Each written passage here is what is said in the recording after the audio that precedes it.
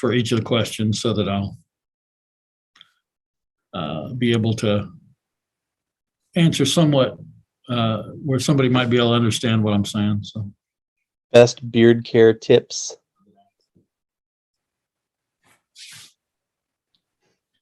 I don't actually even know what time this Ask Me Anything is, because Lauren sent me a thing with logins and all that stuff, and it says 5 p.m. Eastern Time, EST. And then she sent me a link to where she posted about it on IMG, and it just says 5 to 6 p.m. And then she sent me another link that says 5 p.m. Pacific. So I'm like, I don't even know what time it is. Every single person in IMG is in a different time zone. It is the #1 mistake made.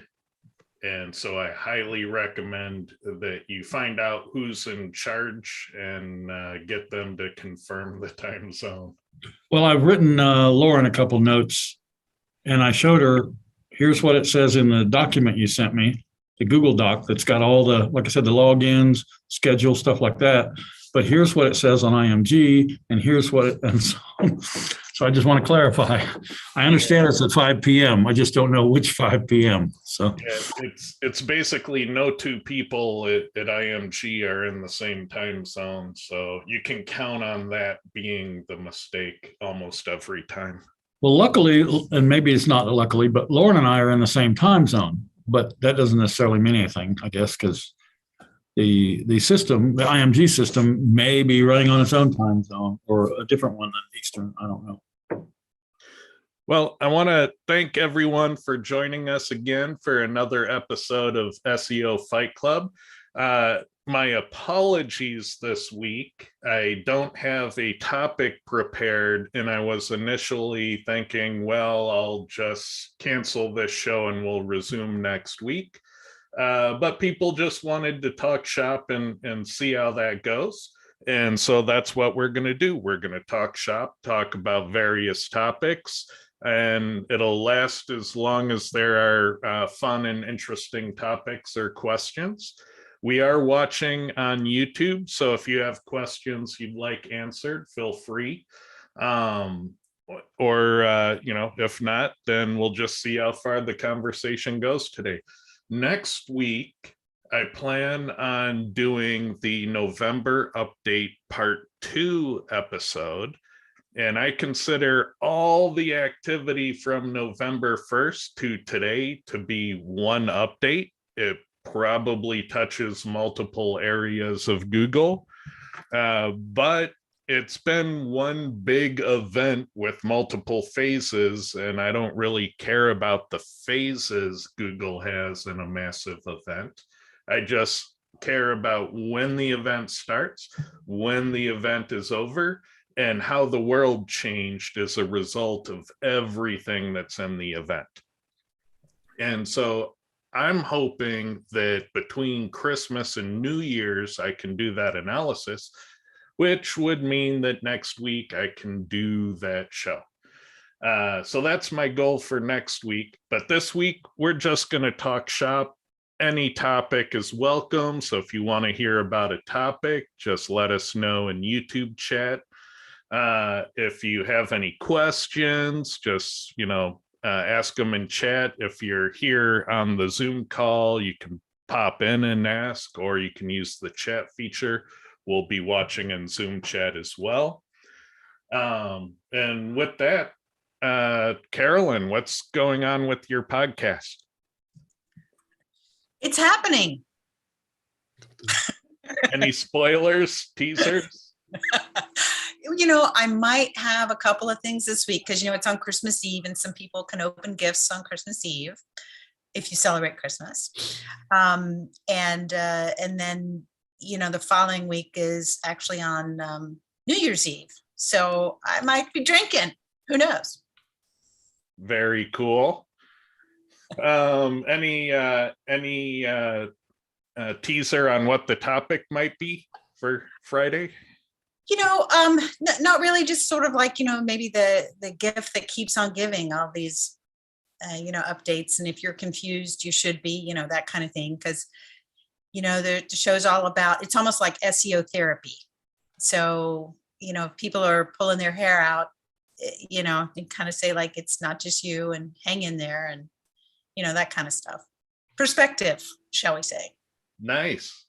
Well, if you haven't seen Carolyn's show, it's called Confessions of an SEO. You can Google it by name. It'll probably rank #1. It's on every podcast platform everywhere.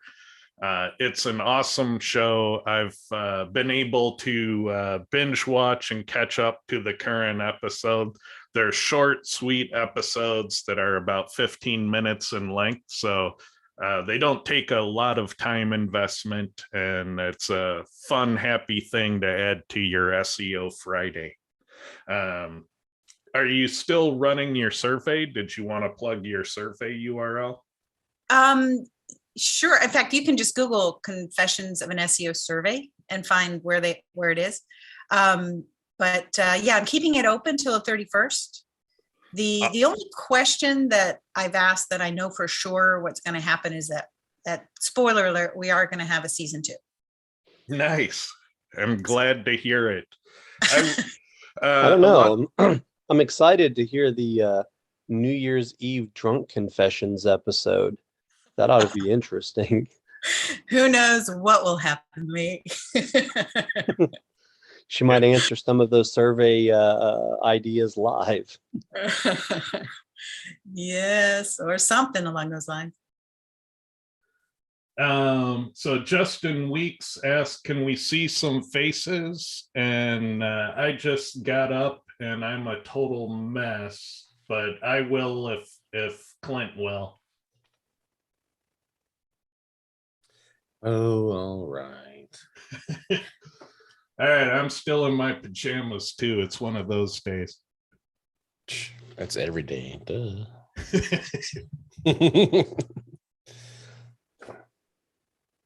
All right. So let's see. I guess I can stop sharing because all I have is the title slide. Okay, so this is me when I wake up in the morning. Handsome. Such is life. So Clint, you had a topic that you wanted to talk about. Is that correct?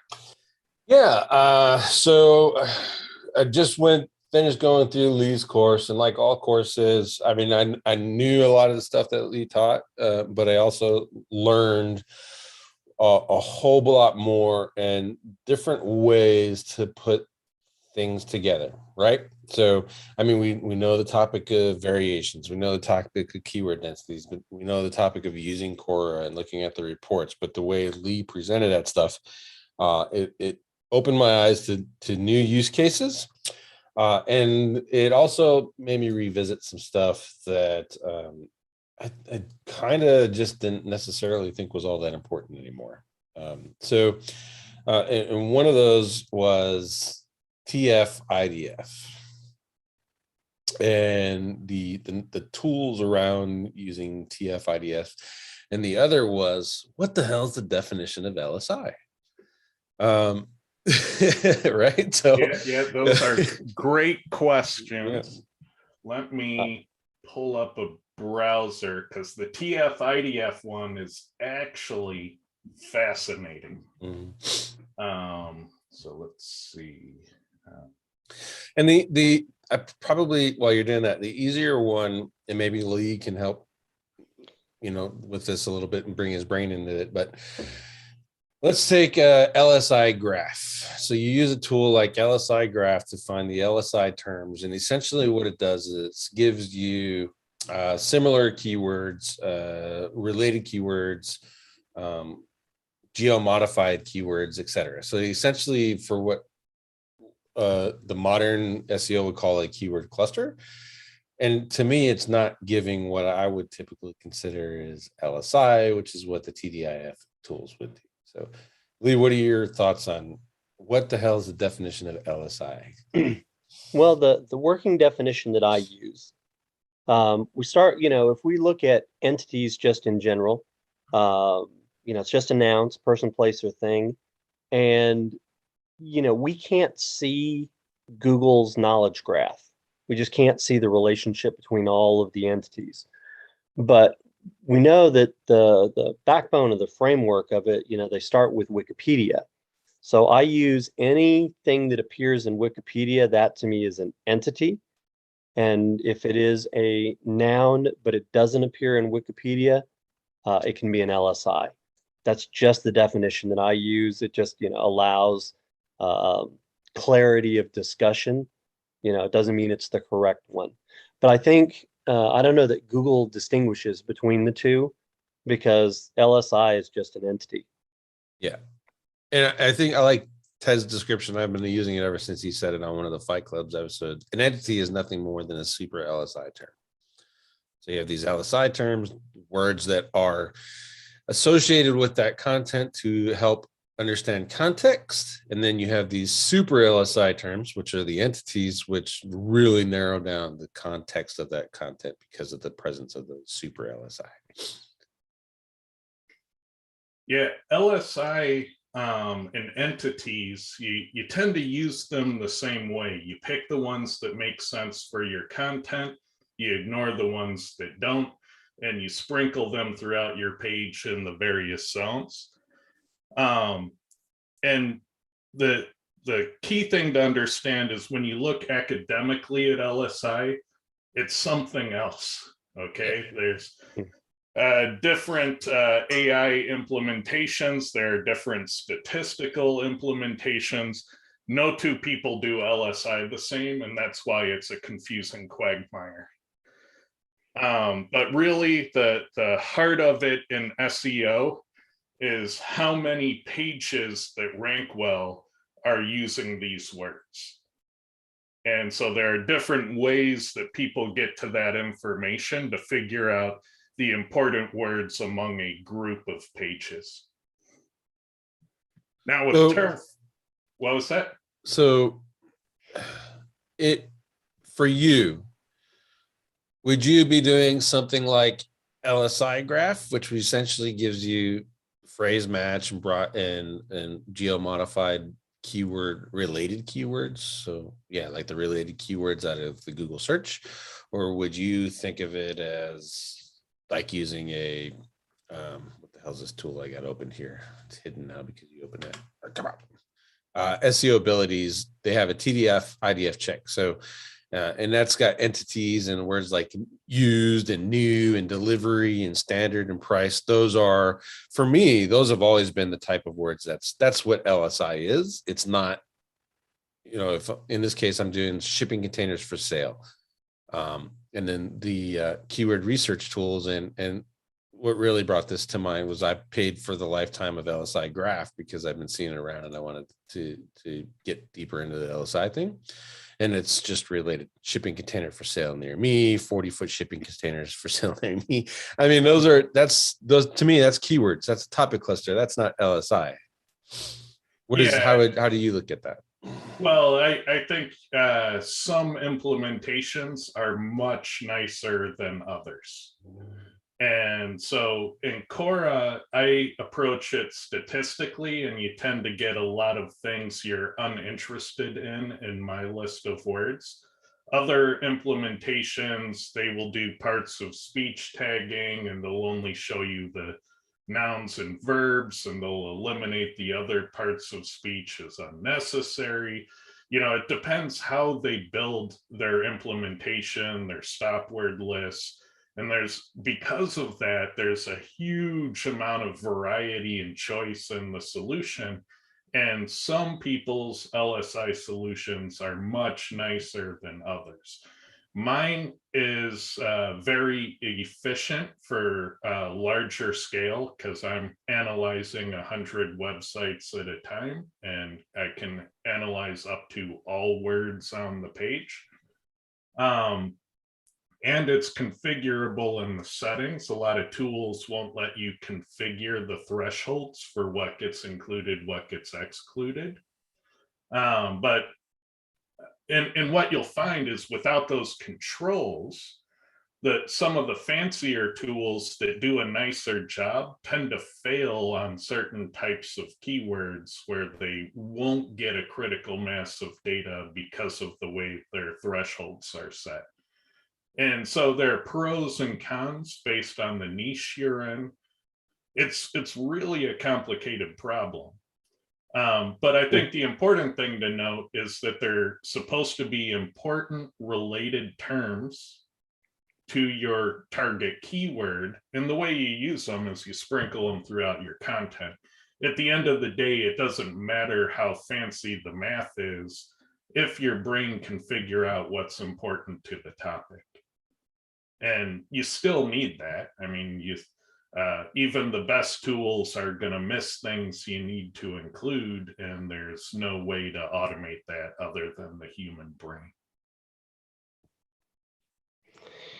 Yeah, I know all the tools out there that pull, entities, LSI, whatever, each have their own flaws. And about a year ago, I was working on sort of an algorithmic approach of trying to do a better job. You give me a keyword and I could go and scrape and pull back all of the, related entities and LSI and so forth. And there are two issues with any of those approaches. One is we can't see inside of Google's knowledge graph, so we don't know what the relationships are. We don't know for a given topic all of the entities that Google thinks, because ultimately that's what matters. We're trying to match that. The second thing that is a challenge is that any set of assumptions that you use opens up a lot of flaws, and bad data will creep in because there are always exceptions. So for example, I was dealing with a particular keyword that was located in Flower Mound, Texas. Well, Flower Mound, when you start to get that, flower and mound, you start getting dirt related stuff, floral and, agriculture related stuff, related to it. And how do you distinguish between, no, this is Flower Mound, a city in Texas, and not a mound of flowers. So, we need to be dealing with, horticulture stuff. It's challenge. And, I feel bad because I'm just like everybody else. I'm like, every tool is flawed. You're going to have to take a look at the output and use your brain. But it is a very, very challenging proposition to narrow in on, what it is. And whatever the algorithm is, whatever the tool is, we still can't verify that it's correct or incorrect because we can't see Google's knowledge graph.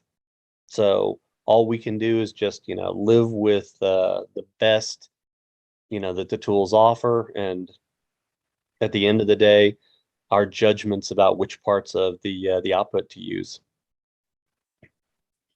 Yeah, but also keep in mind that academically, the SEO industry uses a different meaning for LSI than what the data sciences use for LSI.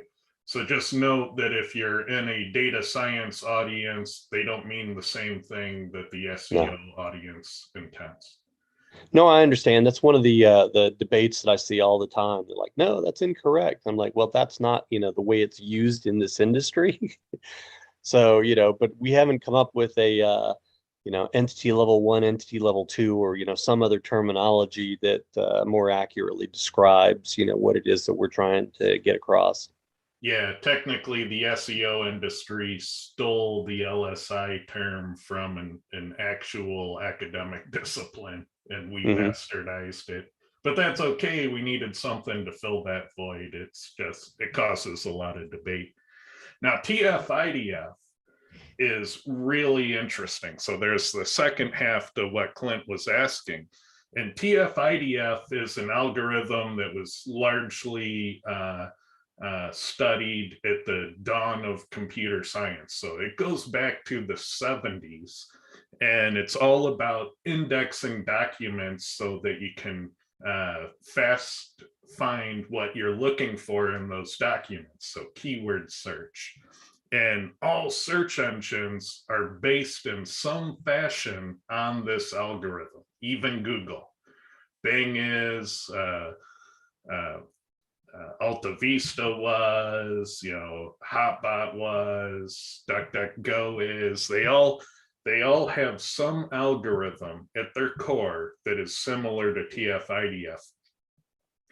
And it's term frequency over inverse document frequency. And there's an academic equation for calculating it. And in Cora, I measured the numerator of TF-IDF separately because I wanted to know, I started using just TF-IDF right off the bat, and I wanted to know if Google was using it. And I saw that it was ranking, but not where other relevancy things were ranking. And it's like weird that TF-IDF would not rank well, yet relevancy would be so important. So I split it into the whole shebang and just the numerator. And you can see that the numerator is top 10. But when you include the denominator, the IDF portion into the mix,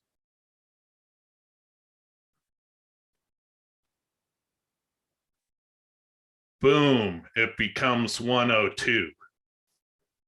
So what this tells me is that Google is likely not using the full TF-IDF equation. It's ranking 102 because of the strength of term frequency, but they're not using inverse document frequency. And that kind of makes sense to me because the IDF portion is the expensive part to calculate. And so my guess is Google doesn't want to expend the cost of calculating IDF. So I don't think they're using the IDF part of TF-IDF. And this pattern where TF-IDF ranks far below just TF by itself has been true for years and years and years. And that would that lead to the idea that keyword density that is, I mean, we know it's a big player, but would that be another supporting thing for keyword density and then maybe related searches and et cetera? Now the numerator for TF-IDF, it is an analog for keyword density. Okay. So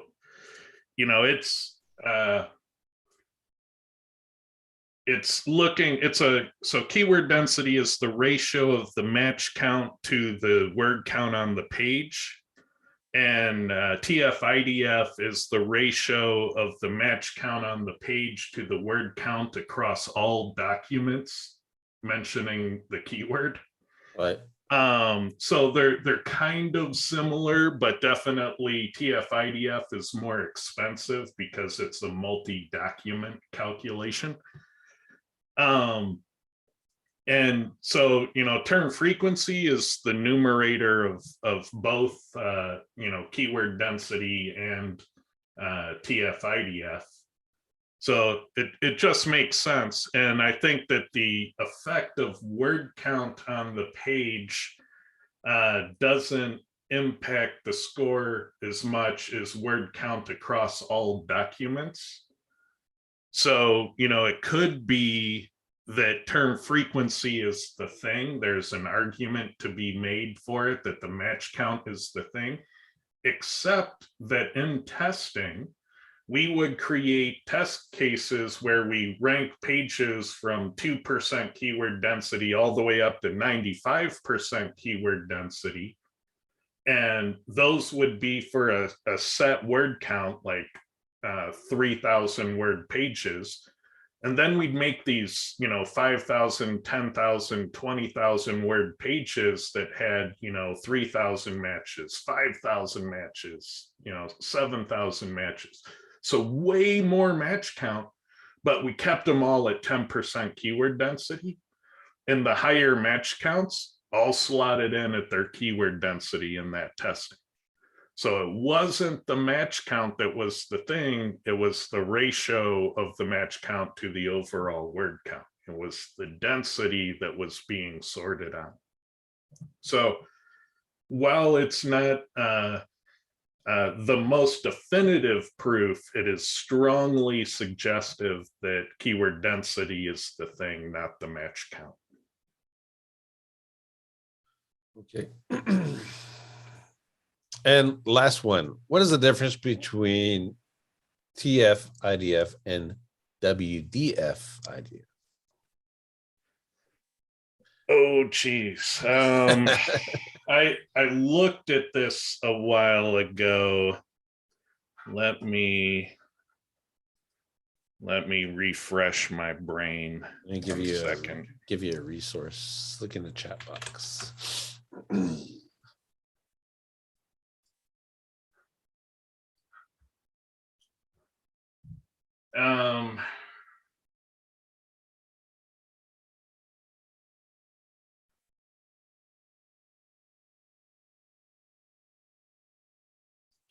Within document frequency and the inverse document frequency, you know, that sounds awfully similar. So, I mean, term frequency, the original is the frequency within the document. Right.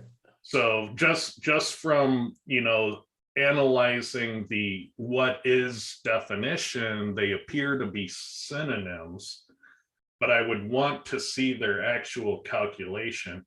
And they're also using, you know, they both use a log of the match count.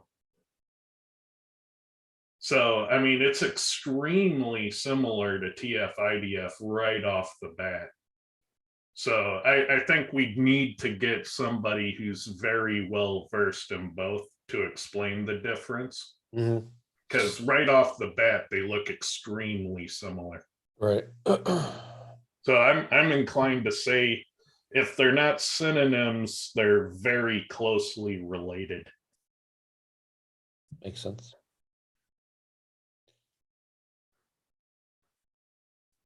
And that refreshes my memory. That was the recollection I had when I looked into it a while ago. Is that they're so similar, I don't see much point in putting them both in Cora. But I'm open to arguments on that. So if there is a WDF-IDF expert out there that says, no, it's completely different, you know, reach out to me in one of the various groups or in chat or in YouTube comments and let me know what you think and why it's different and why it should be handled separately. Yeah. Well, I'm if it's open. not if it's not immediately obvious, I can help you, Ted. Clint tried, you know, I tried. No, it does look the same, doesn't it? Yeah, it's. I think it's just Nice. LSI for TF-IDF. I think you're right.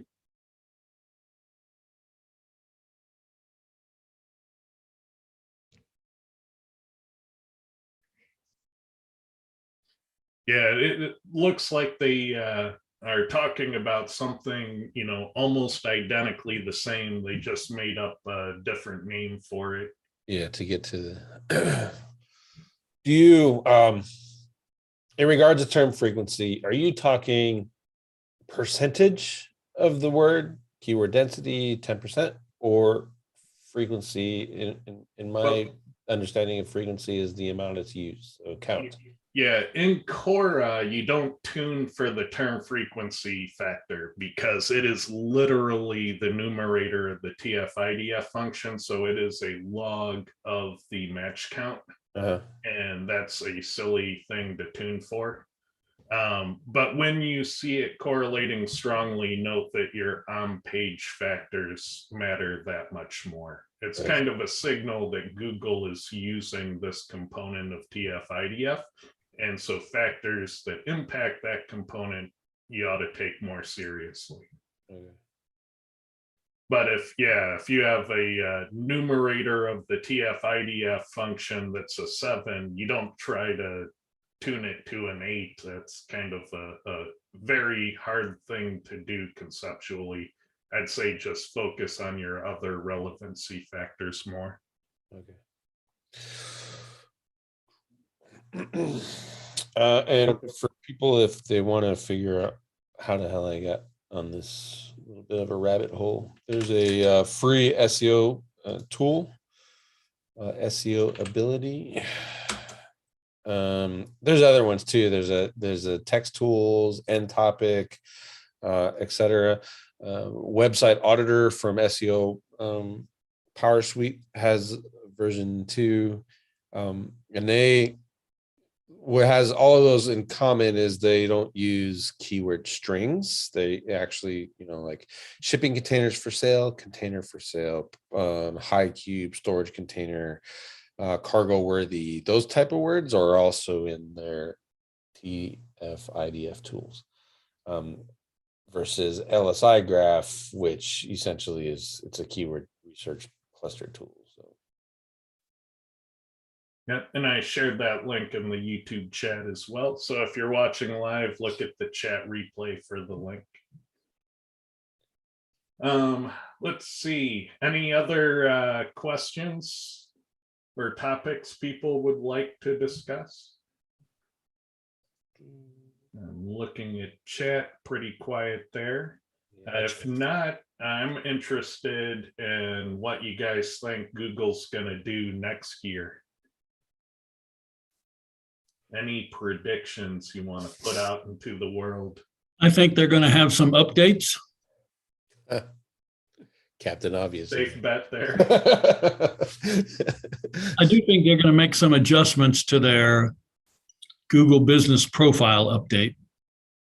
They can't do video verifications for everybody. They just don't have the time or the manpower. So, and right now, for new GMBs, over half of them are getting video verification options. And I can't imagine them keeping that up for very long.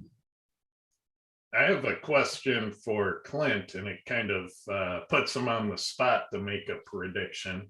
Okay. What do you think the odds are that next year Google's gonna screw us over again from Black Friday to Christmas? Oh, 100%. It's 100. Yeah, they've been consistently doing it for a few years now.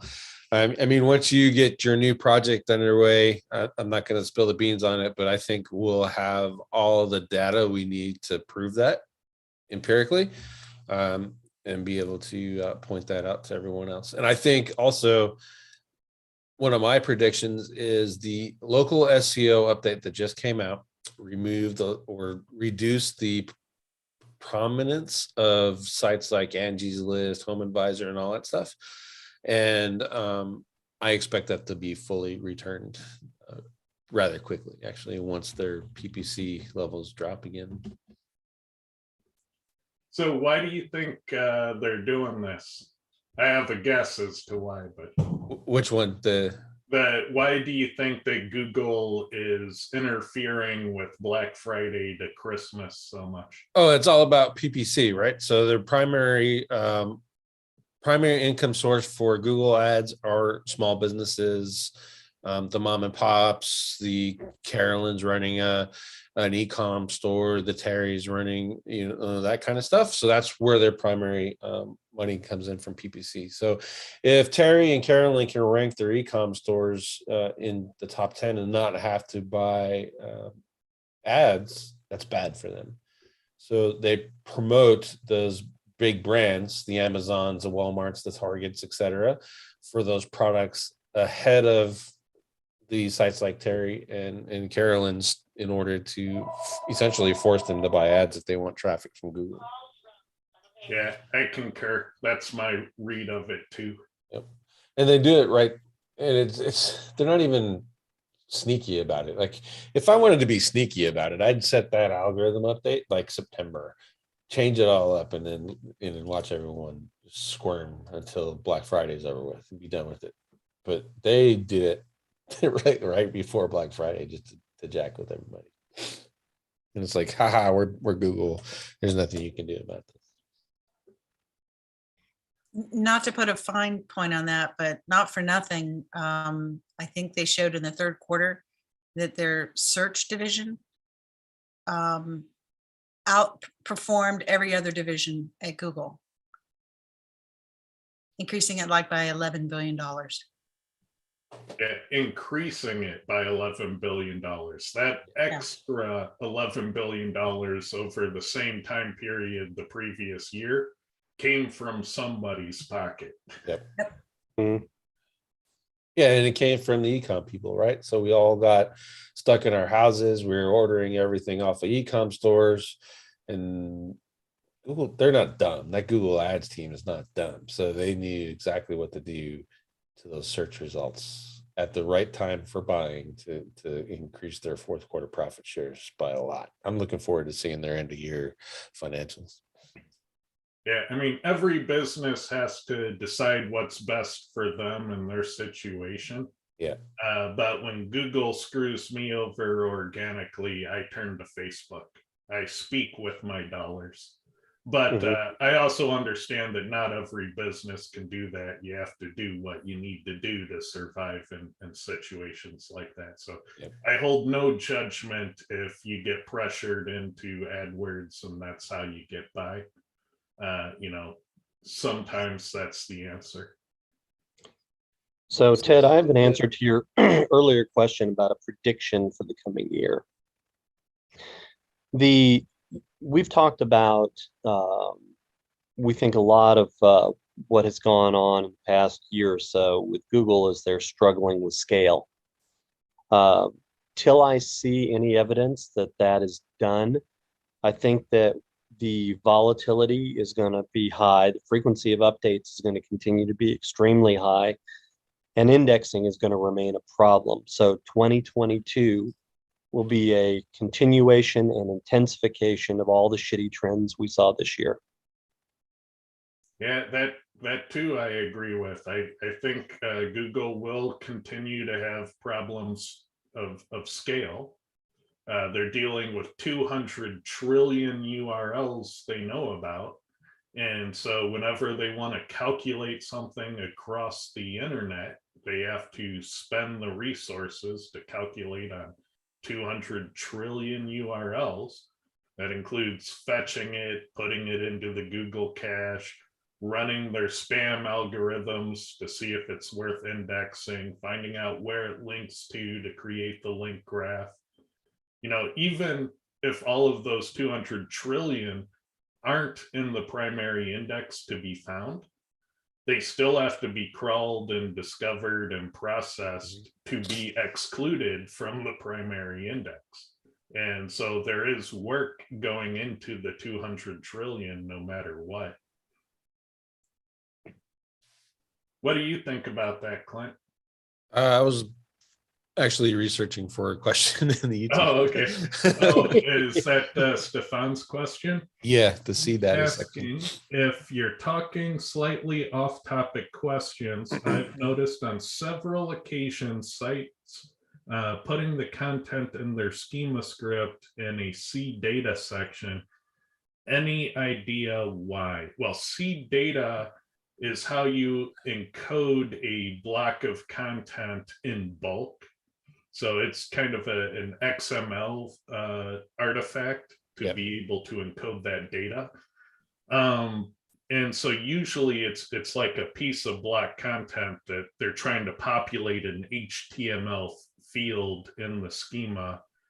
It could be an exploit. I don't currently know of any techniques that are in use with CData blocks, but it's an interesting idea because there have been exploits in the past where you over encode HTML, use HTML entities, and then you UTF-8 encode them and stuff them in URLs in certain ways. And when the URLs get decoded, you pull off some trick that Google would normally catch and not allow. So there are like over encoding tricks that have worked in the past. And so CData is another area where those types of shenanigans could occur. But I don't know of any. So it seems like it's plausible that there could be shenanigans at play, or it could be misuse, or it could be a bulk HTML field and schema that I'm just unfamiliar with. It could What- also be a really cool test idea. So Yep. because it's XML, my mind immediately went to sitemaps. And if I was using this in an XML file and I had the CData section in my sitemap, and I put my schema in there, I would use organization of website. This website is published by this organization and it's about this stuff. And then Google then reads the rest of the site. So essentially, yeah, I'm kind of putting my foot forward as to what the overall topic of this website is, right off the bat when they start crawling through the robots TXT. That sounds like an awesome test to me. I'd definitely gonna try that out. Let's Can you see. use CData in other places? Does it have to be in the XML file? Can I put it in the header?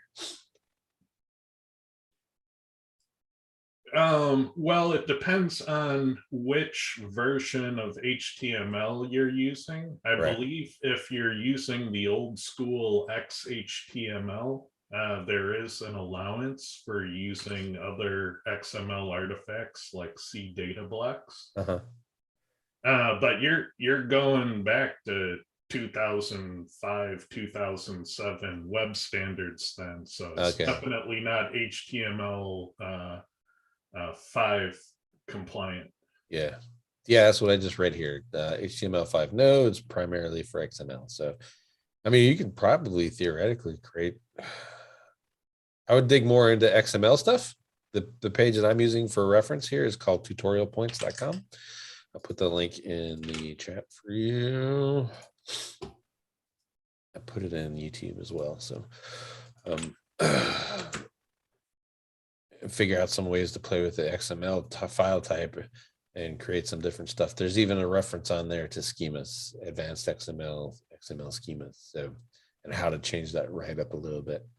Now, keep in mind that XML schemas are not the same as web page, JSON LD schema. Yeah, it's a different language and it's written in a different way. So the references are there for some of it. It's not as broad as like schema.org would be, and you're probably not going to get everything out of there that you would necessarily get, but it's interesting for sure. Let's see. Justin Weeks asked GMB designation, i.e. physical versus online entity. I'm not a GMB expert, but does that ring a bell for you guys? GMB designation. I mean, it sounds like he's asking between like a physical business versus an online only business or something. I mean, from my perspective, you really have to decide if the GMB is worth your time to bother with it. Like if you're an online only thing and you're, I don't know, you're running a directory on plumbers, is it worth the time to have your corporate GMB map to get a machine readable ID out of Google? I mean, it might be. But then you also have to contend with the thought that if you do that, somehow Google just sticks your website into that location. So if you have your map for your corporate offices in Dallas, you're going to rank fine in Dallas, but everywhere else you're not because you have a GMB. So there is that theory. I never seen anyone prove it. I mean, there's been a lot of coincidence about it. And at the end of the day, I've only seen one person, Bill Hartzer, he's got a really big audience though, talk about that issue when you create corporate GMBs. So if you have an online only thing and you wanted to get a machine readable ID fast, the GMB is probably the best way to go. Yeah. Otherwise, I mean, and if it's obvious, if you have a physical location and you want customers, then you need GMBs. Yeah, I lightly tested GMBs with my own global brand. Yeah. And it didn't hurt me nationwide. It didn't hurt me globally. Yeah. And then there was another announcement that deleting your GMB also had terrible impacts. And so I tried to delete it for a time, and I found that it's really, really hard to get Google to completely forget you. So once you do it, you're kind of always in the system. Yeah. But I was unable to reproduce negative effects from deleting it as well. It just seemed to be a no-op. I keyword stuffed my GMB title, which apparently that's a no-no if you get in trouble for it. I've since fixed it, but I just tried it out for a while as a test. And what I really got out of that was keyword stuffed, pre-approved Visa loan cards in the mail. So I'd see my GMB keyword stuffing on the plastic loan cards. So that was kind of a funny outcome.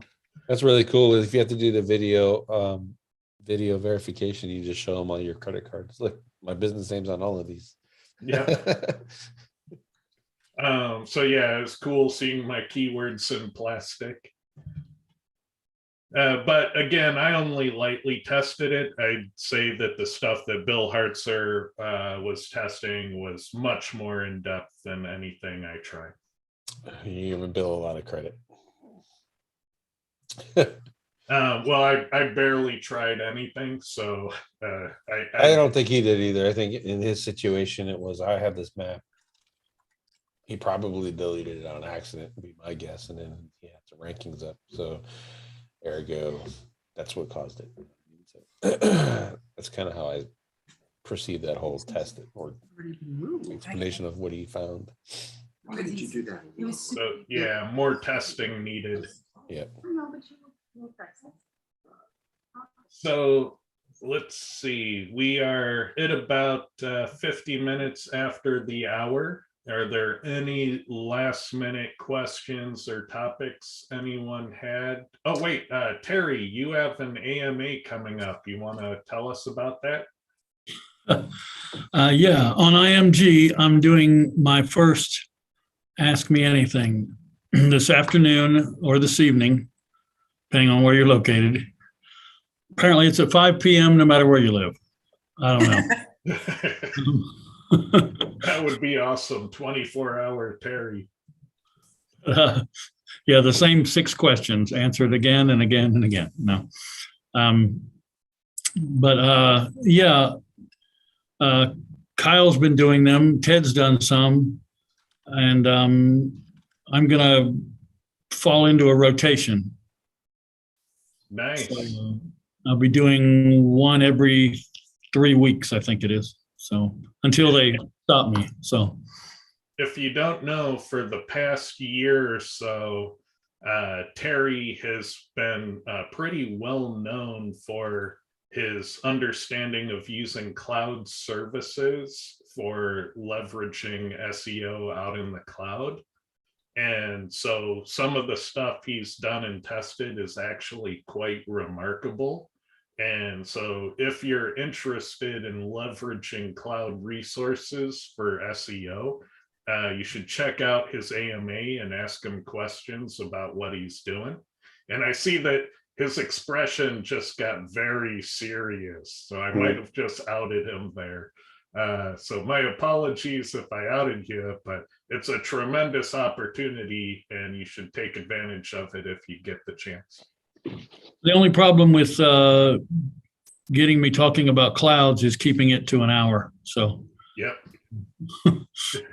But I mean, it's before the show, Lee rattled off some questions he has for Terry, and it was a 50 question long list. So yeah, definitely the resource. Not all SEOs are the same. Like my strengths are in organic web only. But other people are far more experts in leveraging the cloud or doing news search or local search. And so not all SEOs or not any one SEO is the best expert on anything. And so Terry is definitely someone I would defer to for anything cloud related. So with that, I don't see any more questions. I think we'll call it there. Thank you, everyone. Oh, one last thing for Clint. You still on track for January SEO this week returning? Yep. Right on track. The site's almost done. I just got to start populating it with some news and stuff. All right, that's going to be an exciting thing for January. So keep that in mind. We'll definitely announce it here for sure.